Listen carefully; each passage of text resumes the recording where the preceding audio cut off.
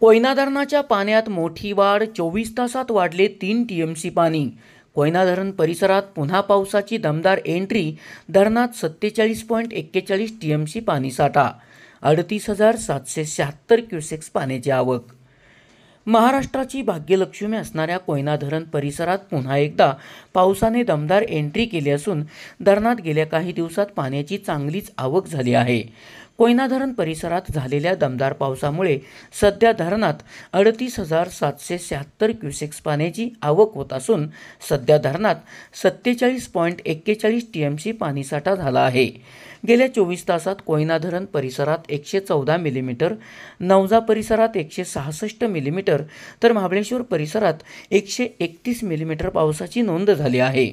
आज अखेर कोयना परिसरात 2201, नवजा परिसरात 2620 तर महाबळेश्वर परिसरात 2006 मिलीमीटर पावसाची नोंद झाली आहे। सध्या पडत असलेल्या पावसाने कोयना परिसरातील प्रसिद्ध नवजा धबधब्यासह इतर धबधबे ओसंडून वाहू लागले आहेत। हे धबधबे तसेच हिरवागार निसर्ग पाहण्यासाठी पर्यटकांची गर्दी वाढू लागली आहे। गत वर्षाच्या तुलनेत यावर्षी कोयना धरणात पाण्याची चांगली आवक होत असल्याचे कोयना धरण व्यवस्थापनाने सांगितले आहे। SP ओरिजिनेटिव्हसाठी सुनील परीट, कराड।